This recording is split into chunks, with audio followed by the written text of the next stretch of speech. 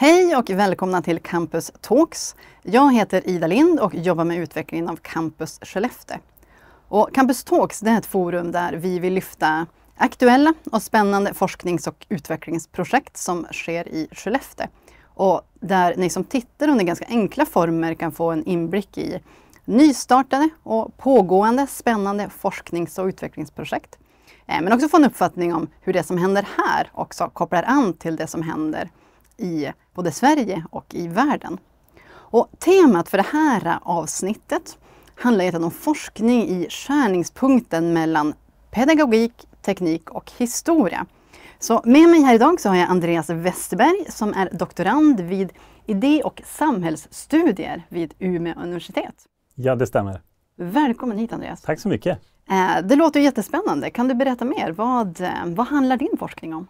Ja, men jag ägnar mig ju åt utbildningshistoria då. Så att gamla skolor, det är ju liksom min hemmaplan.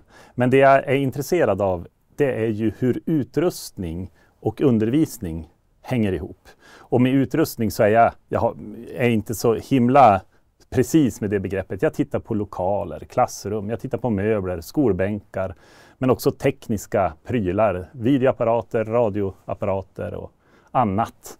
Så i bred mening, sånt som lärare använder sig av för att undervisa.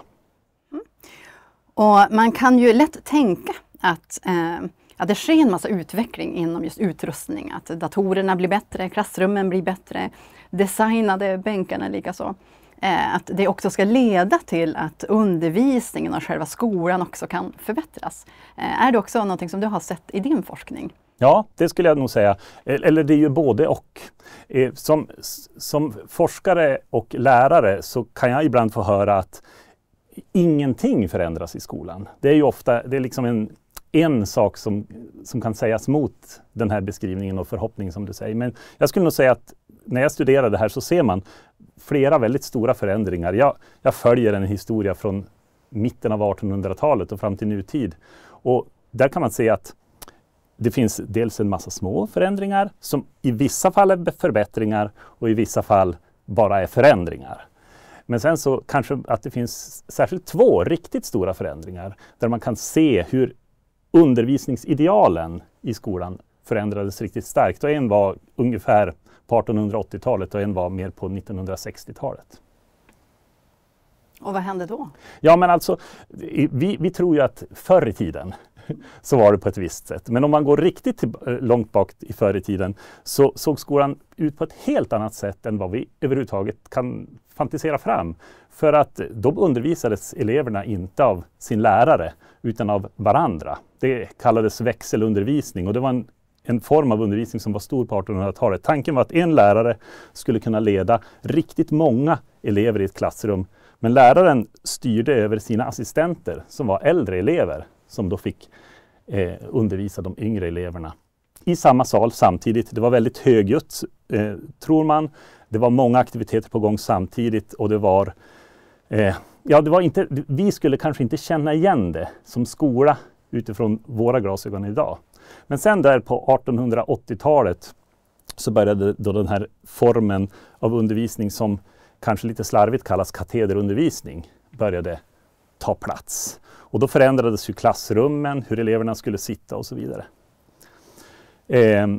Redan på 1920-talet utmanas det här av det som brukar kallas för den progressiva skolan, där elever återigen ska samarbeta med varandra. Och det förändrade ju vad man behövde för utrustning, möbler och så vidare. När man ska samarbeta så behövs något annat än när man ska sitta och lyssna. Och det undervisningsidealet blev mer och mer formaliserat i den svenska skolan och i och med grundskolans etablering 1962 skulle man kunna säga att då är det en ny form av skola som tar form. Är det undervisningsidealen som styr utvecklingen av utrustning eller är det utvecklingen av utrustning som också kan påverka undervisningsidealen? Vad skulle du säga? Ja, alltså det är lite en hönan och ägget fråga. Jag märker ju att det ofta finns förhoppningar att man ska kunna förändra skolan genom att skaffa ny utrustning. Att det på något sätt skulle finnas en genväg. Att om vi skaffar det som är nyast, fräschast och så vidare, trendigast kanske, då får vi den skola vi vill ha eller den undervisning vi vill ha. Men det jag väl kan slå fast är att det där lyckas inte om inte man vet vad man strävar mot. Alltså man måste veta vad är det för ideal vi egentligen strävar mot. För det som ser nytt och fräscht och elegant ut kanske i praktiken är ett hinder för det som man vill uppnå. Ett exempel skulle ju kunna vara en sån här sak som väggar av glas till klassrum. Det ser ut som att det skulle vara en hjälp för eleverna att samarbeta med varandra. Men ofta så skapar det väldigt mycket oro. Och blir ett hinder för elever att samarbeta med varandra eftersom att de känner sig observerade. Intressant. Du nämnde också, en del av din forskning är ju också att titta bakåt i tiden. Och du tittar så långt bak som till 1800-talet, vad jag förstår. Vad kan vi lära av historien för att utveckla en bättre skola och bättre utrustning idag? Väldigt mycket skulle jag säga. Och det vi framförallt kan lära oss av historien det är att det är väldigt svårt att förändra skolan. Men det är inte omöjligt. Men det svåra sitter i att det är många olika delar som hänger ihop. Så man kan inte bara ändra, till exempel, man kan inte bara ändra skolan genom att bygga en ny lokal som alltså i teorin ger nya möjligheter. För om det är så att skolan har samma lärandemål, om det är så att betygssystem ser ut på samma sätt som tidigare, eller om det finns andra ramfaktorer som är av samma sort som tidigare, så kommer inte det vara möjligt att fullfölja i den här nya byggnaden. Och samtidigt är det så att det kanske inte alltid är helt genomtänkt när vi gör materiella förändringar i skolan. Det kanske var så att vi egentligen ville ha liksom den undervisning eller det lärande som beskrivs i lagstiftning eller i läroplan och så vidare. Men vi vill bara poppa upp det hela lite grann. Och då kanske man går för långt. Man kanske kastar ut det som fungerar till förmån för det som är trendigt. Och det finns många olika exempel på i historien. Men på samma sätt åt andra hållet så finns det ju när man får experimentera i skolor med miljöer, verktyg, möbler, så dyker det också upp nya idéer. Så det finns ju från historien exempel på, jag nämnde 1920-talet, redan 1920 så lanserades en ny skolbänk i Sverige som syftade till att man skulle kunna möblera om klassrummet och sitta tillsammans i grupper ibland och ibland lyssna på läraren.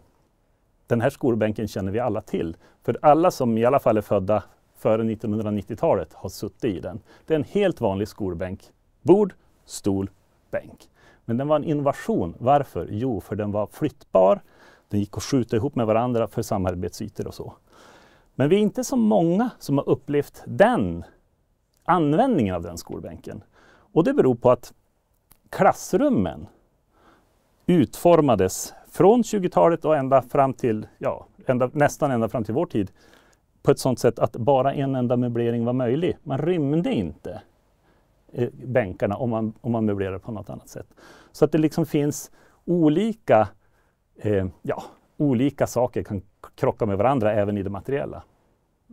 Vad skulle du vilja, för det är jättespännande, och jag förstår också att din forskning kan mana till eftertanke. Men vad ser du att din forskning kan bidra med? Både hur vi jobbar här i Skellefteå men också kanske i Sverige och världen. Vad kan man ta med sig av det här som du forskar om för att utveckla en bättre skola och en bättre undervisning? Ja, men alltså att det som skolan behöver, det är inte ideologi och säljsnack.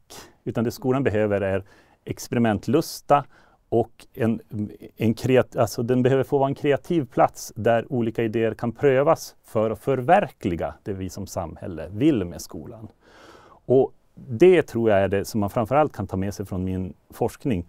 Att när man i praktiken har fått pröva sig fram på skolor, hur ska den utrustas, hur ska den möbleras, hur ska vi jobba för att uppnå det som vi faktiskt vill med skolan, då har det fungerat som bäst. Och du har ju gjort ett antal studier på det här området. Närmar dig disputation. Ja, om ett drygt årsskiftet 24-25 borde jag vara där. Ja, då ser vi gärna att du kommer tillbaka och berättar om din avhandling och de slutsatser som du landar i. Ja, det ser jag fram emot. Tack så mycket. Tack så jättemycket för att du kom hit.